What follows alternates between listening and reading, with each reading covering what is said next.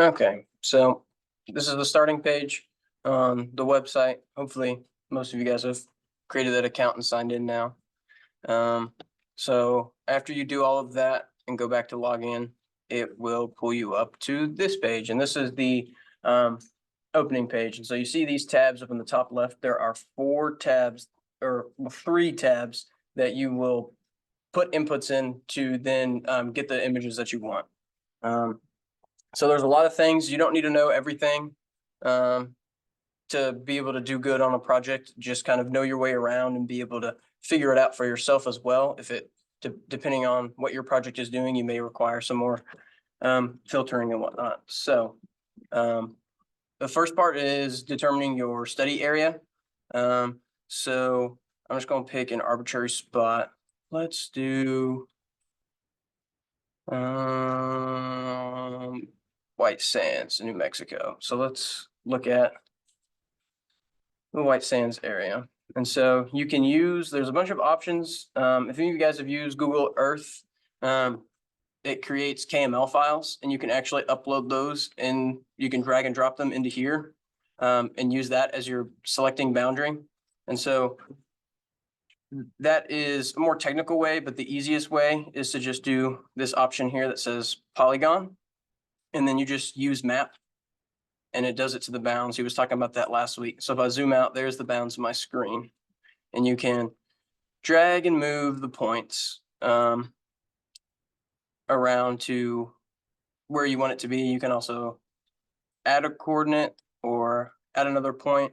And so that's how, so we'll select this. And so what we're telling the website is to look for imagery that contains this area. So if there's a piece of imagery that is just to the left of it, but not within this red box, then it's not going to give us that option. And then, so the next important thing is our date range. So this website has now over 3 decades of data on it available to you. Not all of it will be applicable for you. And I've really only used 10 to 15 years of imagery on here. I have only barely touched how much this website has to offer. And so usually I'll do, depending on what the project is, like say I'm looking at seasonal change, or say I want to look at this area during the summer. There is, you can type in the date, or there's a calendar option, which I feel like takes more work. But you can filter it through like that. So for simplicity, I'll just do, if I'm searching for an entire year, so like say I want to look at the year of 2020, my go-to is I'll do 01/01/2020. And then my to date will be 12/31/2020. You could also do it to the first of the next year, but this way it captures everything. You can also, if you wanted to look at imagery across multiple years, there's also this drop-down box to choose between the months. You can select them or deselect them, depending on what you want to search for to help filter it out further. So let's say my birthday's in May, so let's only look in the month of May. Actually, let's do the whole summer. How about that?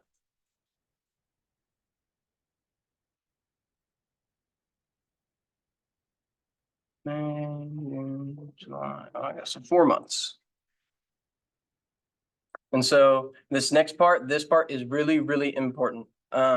Even though we take pictures all the time, not all of them are good.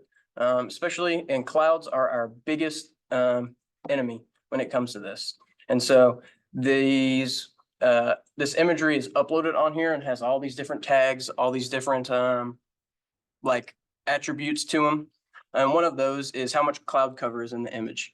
And so if you have something with 100% cloud cover, it means you're not going to see anything in that image. And so for your projects, it's best to start at 15 is usually what I'll start with. But for more expansive projects, maybe you're doing it on an entire national park or on a state or just a bigger region, I would dumb it down to about 10%. And that'll filter out a good chunk of imagery that you simply just cannot use. And so then that is kind of all that's on this page. And so now you can click data sets. And so this is a very, very big list. And it is a little confusing to understand, but most of you guys will be using the Landsat. And so you just click on it to expand it. There's the aerial imagery, there's some UAS, there's radar, there's more digital elevation models, commercial satellites, and a bunch of other stuff, but Landsat will be the most used. And so you can see here that there are a bunch of options for Landsat. So we have Collection 2, Level 3, Collection 2, Level 2, Collection 2, Level 1. And so there is a difference between these two. And I would recommend the Collection 2, Level 1 is where you will find the corrected data. So these satellites are taking imagery all the time, every day, throughout the year. And so it takes about 14 days for this imagery to get uploaded on the internet for us to access. And in that 14 days, it goes through a selection process, if you will. And so it used to be people, now it's mostly computers. They sit down and determine if the data is good or not. And so if it has a high amount of accuracy, there's nothing wrong with it. And it's been all corrected geometrically and multispectrally, then they will assign it within that Collection 2 Level 1. And so if you're ever confused as to what those differences are, you expand this out. And so it lists all of our Landsat sensors. You click this little eye icon. It opens up this other page. And this is the nice part about it. This is the main reason why I know so much about this website, is because I've just sat down and read about and clicked all these links. And so it pulls up this page that talks about what the data is. Post-editing Zach here. I just realized that I incorrectly explained the difference between Level 1 and Level 2 for the Landsat collections. So Level 1 is scaled digital number data, whereas Level 2 is atmospherically corrected data or surface reflectance. And so Level 2 is quote-unquote ready to use data, as you do not have to implement any corrections. And so therefore, I would recommend using Collection 2 Level 2 instead of Level 1. So we'll go back. So I want to look at Landsat 8. So you'll just check mark it. And then from here, you can go straight to your results, and it'll pull up just off of the date range in the study area and in the satellite that you're using, the data set you've chosen from, and it pulls up all these options for you. Okay. There's also additional criteria. And this was one of the tricks that I wish I knew when I took this class, because it made sifting through this stuff a whole lot easier. So let's go back here and say I am wanting to do still white sands, but I'm using the entire state of New Mexico as my search area, right? Because I want to find imagery that is maybe adjacent. Maybe I want to include some areas of Alamogordo or up on the within this range over here to the west. So you can actually filter it by path and row. And so path and row is essentially the number system that we use to say what image belongs to this particular square on the surface of the Earth. And I will have Dr. Chetan post this website. This is one of the most useful tools. I've shown some of you this already, but you can actually go, it tells you when data was collected. So on the 9th, it shows you the paths that this stuff was collected on. And you can click around on dates, but you can also simply go to wherever you're looking, click, and it tells you your path and row. And so say I want to search through a study area that includes the white sands, but you can kind of see that part of it and some of the adjacent areas are out of that. And click here. And so you can filter those path and rows to only include those instead of the entire state. And so this is kind of a use by use cases, but I wanted to go ahead and showcase this because depending on how big your projects are, whatever you guys end up doing, this could become very helpful with sifting through all of this data that's available to you. And so we've got 3337. And so if you saw before, I had a bunch of options before. So displaying 1 through 10 of 134, 14 different pages. So by doing this, so we go back to here. So path 33, row 37. I'll go to my additional criteria. My path was 33. And since I'm only using one path and row tile, I'm going to make the values the same so that it only looks through those. You can make it as ranging as you want, and you don't even have to use this if you don't want to. But this is just all kinds of additional criteria that you can use. And so now if we go to our results, it's got to load. Now it is only showing up, you can see here, 33 and 37, which instead of it being a list of 134, it is now a list of 7, and it goes through the entire year. Okay. So with that being said, if you guys want, when you are doing this, you can look through some of this other stuff. You can also specify what satellite you're using depending on the data set, like the one I'm using right now with, it includes Landsat 8 and 9. And I can choose specifically 9 or specifically 8 as well. There's all kinds of other stuff. I don't really use much else. You can filter through the collection category, which is probably the most helpful on this page, and choose only tier 1 or tier 2 or whatever you need. There's image quality. And if you're, like I said before, there's these eyes, these informational directories that are super, super, super helpful. Okay, so we found what we want. It pulls up all of our choices.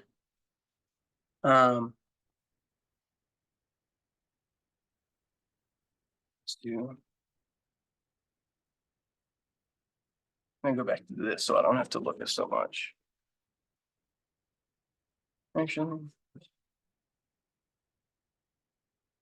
I will show you this. Okay, so this is one of the last steps before you are getting this data onto download it off the website. Okay, and so there's all these random numbers. What do they mean? Well, if you've seen some of the data for the labs, like let's pull up lab 3 on the Strayville folder. You can see how what's really nice is that the USGS organizes all of these files by their name. So it makes it easier to sift through, especially for you once it's on your computer.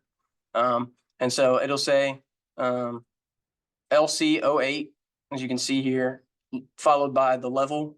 So it's Landsat collection or Landsat 8 level 1. And then it tells us our date range, which is, so this first image, 2020, August 30th of 2020. And so that is that middle date right here. So this third one with the underscores is your path and row. This is the date that it was collected on, or the date acquired. And then I'm not sure what the other one is. I'm assuming that might be when the data was uploaded online. And then this tells you that it was in collection, what collection it was in, and what tier it's in. So just as a frame of reference. So using this, it's really nice. You don't have to download the imagery in order to see what you're looking at. And so there's all these little icons here. So the first one is just a simple footprint. It shows you the extent of where that tile lays, which is nice to know. And so like that one's down there. This one's right here. And so the footprint is nice, but I prefer to use the second one. And so let's do this one, so it's a little off. So when you click the show browse overlay, it actually overlays the Landsat image directly into the website. And so you can actually look at it and see what you're looking at before you download it. And this is my manual way of filtering through clouds. Because sometimes, even though it may only have 5% cloud cover, the one little town or city that I'm trying to look at is the spot covered by clouds. Especially if you guys do projects on anything in Florida, anything coastal, you will run into a lot of clouds, just given the weather and the climate there. So keep that in mind. So this way I can sift through and look And it actually is, it works pretty well and runs pretty smoothly. Obviously, the more of these you have open, the slower the website's gonna get. So just keep that in mind. I don't ever use the compare browse, but this is one of the most useful tools on this results tab. Okay, so say this is the image that I want. It's a little hard to see it under the red, but that's okay. Oop.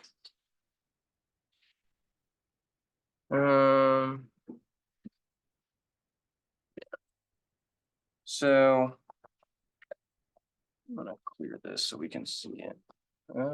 Shit. Yeah.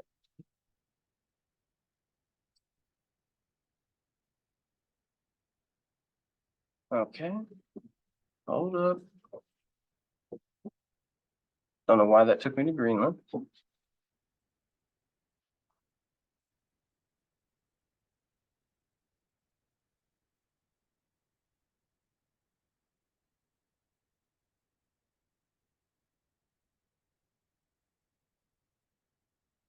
There we go. Okay. So I want to use this one's got a lot of clouds. I'll probably not choose this one. This one looks a lot more promising. Okay. Let's see. Let's go with this one. Okay, so say this is the image I want to use. There, before you download it, you can also click on the little icon with the paper and pen, and this pulls up the metadata. I think he had talked about that a little bit last week. This gives you all kinds of the information on it. Similar to what you can find from just looking at it, the more you use, but this is good if you don't, you guys probably won't get as, it'll be quicker to look at this than to try and read the file name and interpret what all of that is meaning. So it gives you all of the nitty gritty info, which is nice. So if this is the image I want to download, we have our download options. And so we click on that. It opens up this page. So we have these product options. So I wouldn't suggest ever using any of these below the product options, just because for what you're doing with this class, looking at different individual bands and doing your own band combinations, you'll want to have more input on the data yourself. So you click on that product options button and it pulls up this page. And so you can download each individually, which is annoying, or better yet, you just click this button right up here. And you can see this is 1.2 gigabytes of data. So they're pretty heavy images. And so it pulls up this page. And so it has to send a request to the USGS's computers, their websites, for you. You're essentially requesting access to it. So sometimes it takes longer than others, depending on the imagery, or sometimes the website will go down. I had a project last semester and when I took this class where Earth Explorer was down for maintenance and had crashed in the last 2 weeks of when the project was due. So do not wait until the last week to go and find your data. Please, please, please, for my sake. It will not be very fun. So I'm just going to put it in my downloads to make this easy. So it's going to ask you where to put it, and then it's going to get downloaded. So it downloads it as a tar file, which is like a .zip, but a little different. That's a compressed file folder, like a zip folder is. So let that download.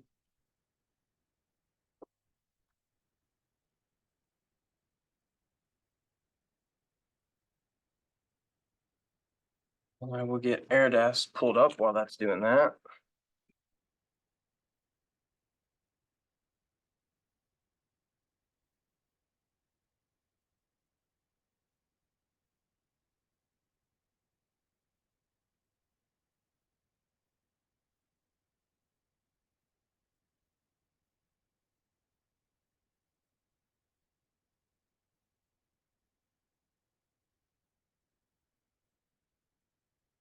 Okay, So it is downloaded. Putting it into ERDAS. This is the next big challenge for all of you guys. If you can figure out how to use Earth Explorer and then get this data inside of inside of ERDAS and be able to zoom around and look at it and look at the attribute tables and information, the rest of the project will just be downhill. I say that I'm exaggerating a little bit, but a lot of students get hung up on this part of actually getting the data in. And so if you can do that, you'll be better off than a lot of other students that I've helped with this class before. So it is very crucial to be able to get that data off of there and then get it into the software and use it. Because there's no amount of labs that you can do that will help you with your project if you can't do it with your own data. Okay, so we're going to go to Manage Data. And on the Conversion tab, we'll click Import Data. And so what we'll do first is we'll specify our format. Scroll all the way down the list, down to the L's. There is a Landsat 4, 5, 7, 8, or 9 from USGS, which is very, very, very nice. And so with that, we should be able to just click the tar file. I don't think we have to uncompress it. We'll see if this works. So you'll go to wherever. I have it in the downloads on this computer just because I don't have the Strabo folder and everything set up on here, but you would likely do it into your Strabo folder. So we'll select the .tar file. We'll click OK. And then our output will be, let's see.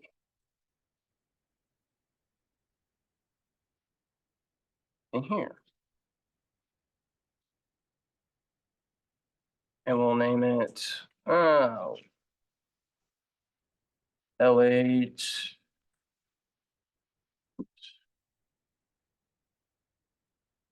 white sands. That's what I'll name it. I would try and use a little more descriptive or be a little more intentional about how you name your files, just because that is not very descriptive and I would probably lose it. But just for simplicity's sake today. So we'll do okay, yes. And so then it pulls up this import dialog box. And this is one of the few things that ERDAS is nice about. Usually it's a pain in the butt, but when you tell it that the format is a Landsat imagery, it pulls up this window and you can choose which data to import. And so he's probably gone over some of the different bands and satellite sensors in class now at this point. But if not, the Landsat 8 and 9 have 11 or 12 bands. I think 11. Each of them do a little something differently. And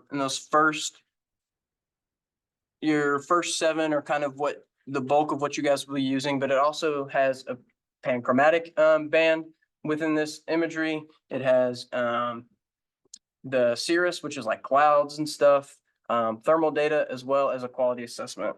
And so you can check off what you want to import and don't want to import. So let's just do our pan, our thermal, and our multispectral. So I'll check all of that off. And you should always, if you set up your input and output files right, before you open this window, you shouldn't have to edit any of this stuff in here. So we'll click OK. And then it pulls up our processing list window. It's going to run through all of that for me. Give it a minute.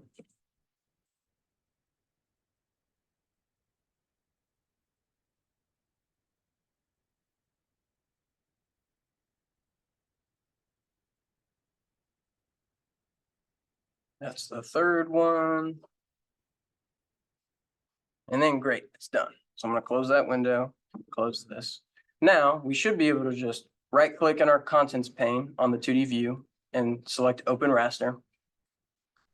We go into our folder here, and now we have all of our bands extracted as well, which I did before. So you can pull them up individually if you want, although it's not very useful to look at them individually. But now that I've done all of that, I can click on this I have my MSI, my pan, and my thermal infrared. So I'm gonna click on the MSI and open this raster layer. So it'll take a second.